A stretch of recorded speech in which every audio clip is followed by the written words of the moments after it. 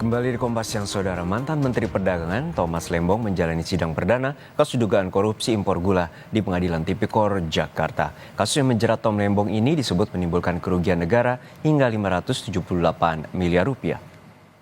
Dalam sidang dakwaan, Tom Lembong diduga memperkaya diri sendiri dan orang lain dalam kasus impor gula tahun 2015 hingga 2016. Dalam dakwaan, Tom disebut melakukan impor gula saat produksi gula dalam negeri cukup dan perbuatannya dinilai memperkaya orang lain dan korporasi hingga menimbulkan kerugian negara sekitar 578 miliar rupiah.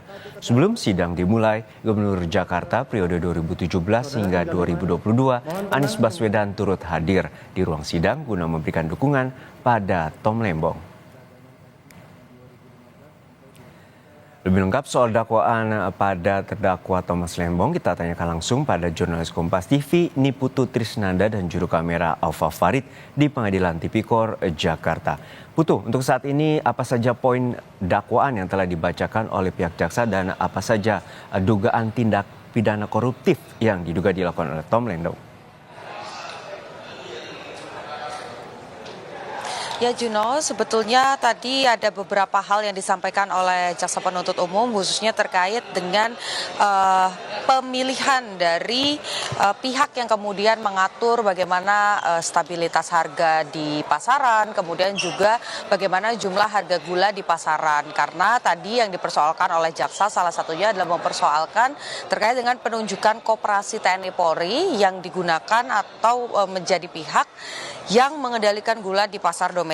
Padahal seharusnya kalau mengacu pada peraturan yang berlaku, pihak yang kemudian bisa mengajukan terkait dengan operasi pasar, kemudian bagaimana menjaga harga stabilitas di pasaran, ini seharusnya adalah BUMN, bukan koperasi dari TNI dan Polri. Tadi disampaikan ada sejumlah nama-nama begitu ya dari koperasi TNI dan juga Polri, salah satunya terkait dengan Induk Koperasi Kepolisian Negara, Inkopol, kemudian ada Pusat Koperasi Kepolisian Puskopol, ada juga Satuan Koperasi Kesejahteraan Pegawai TNI Polri atau SKPP TNI Polri, dan juga ada Induk Koperasi Kartika yakni Inkopkar yang diduga ini melakukan permainan dalam tanda kutip, di mana tadi juga disampaikan bahwa pada tahun 2016 sebetulnya ada satu rapat di Kementerian Bidang Ekonomi terkait dengan bagaimana suplai pangan di dalam negeri. Di dalamnya ini dibahas soal ketersediaan beras, daging sapi, gula, kemudian juga ada pembahasan soal kedelai dan juga jagung. Nah, dari rapat tersebut ini disepakati bahwa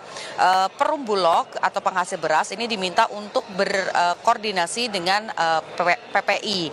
Nanti setelah berkoordinasi baru akan dibahas lagi terkait dengan gula ini pada pertemuan selanjutnya, yakni pada tahun 2016 awal begitu ya. Sehingga tadi maksud kami rapatnya digelar pada Desember 2015. Dari rapat tersebut diputuskan bahwa pembahasan spesifik terkait dengan gula ini nanti akan dibahas pada awal 2016. Nah, dari pembahasan tersebut atau dari hasil rapat tersebut ini kemudian ada surat yang masuk begitu ya dari Inkopol salah satunya yang kemudian bersurat kepada Tom Lembong yang saat itu merupakan Menteri Perdagangan. Ini meminta supaya ada operasi pasar di mana ada selisih atau kekurangan suplai gula di pasar domestik sebanyak 500.000 ton. Nah, Inkopol di sini ingin mengambil peran untuk kemudian melakukan operasi pasar dengan jumlah 300.000 ton gula. Sementara yang di ACC atau yang diterima begitu ya, diperbolehkan diizinkan oleh Tom Lembong pada saat itu hanya 200.000 ton saja diizinkan untuk melakukan operasi pasar.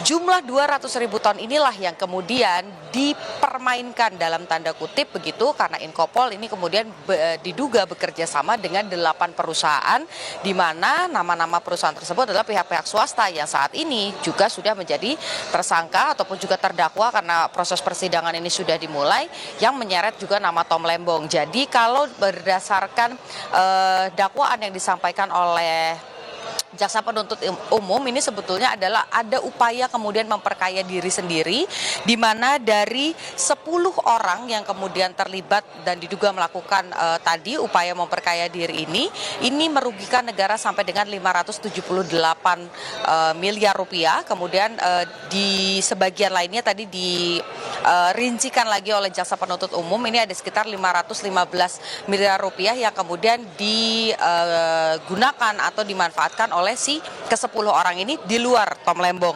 Di mana tadi praktik-praktik seperti yang dilakukan oleh Inkopol ini sebetulnya juga dilakukan oleh koperasi-koperasi lain yang disebut di awal tadi ya Juno. Jadi misalnya saja ada tersangka Tony Wijaya ini mendapatkan keuntungan begitu dari Inkopkar, Inkopol dan juga PT PPI. Kemudian dari Ten Suryanto Eka Prasetyo ini mendapatkan keuntungan dari Inkopol dan juga PT PPI.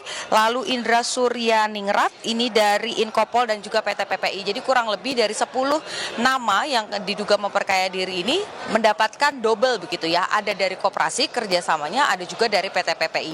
Ini yang kemudian disebut menjadi upaya memperkaya diri, dan yang menyeret nama Tom Lembong ini sebetulnya adalah pasal 55 di mana akibat kebijakan yang diputuskan oleh Tom Lembong akhirnya ini membuat adanya celah-celah perilaku koruptif seperti yang dilakukan oleh 10 orang ini, meskipun kalau dari pernyataan ataupun juga dari dakwaan tadi di ruang sidang keuntungannya ini tidak digunakan ataupun juga tidak dirasakan oleh Tom Lembong, tapi kebijakan itu kemudian membuka celah dari perilaku koruptif yang kemudian 10 orang ini memperkaya diri. Nah, tapi yang berbeda juga dalam persidangan kali ini sebetulnya Juno dan juga saudara adalah eksepsi, di mana pada hari ini setelah JPU menyampaikan surat dakwaannya, pihak Tom Lembong ini langsung mengajukan eksepsi atau tanda keberatan begitu ya terkait dengan dakwaan, karena menurut Tom Lembong kalau memang ada kesalahan dalam proses kebijakan yang tadi disebutkan oleh jaksa penuntut umum, seharusnya ini tidak dilanjutkan dalam proses persidangan tindak pidana korupsi. Itu salah satunya. Kemudian juga karena masih berlangsung kita menanti apalagi poin-poin dari eksepsinya, tapi satu yang pasti tadi disampaikan di awal bahwa Tom Lembong merasa apa yang didakwakan oleh jaksa penuntut umum ini tidak sesuai. Juno. Baik, kita nantikan bagaimana proses persidangan dan juga nanti eksepsi terkait dengan kasus korupsi impor gula yang menyebabkan kerugian hingga 578 miliar rupiah. Terima kasih jurnalis Kompas TV Niputu Nistana dan Ova Farid dari Pengadilan Tipikor Jakarta.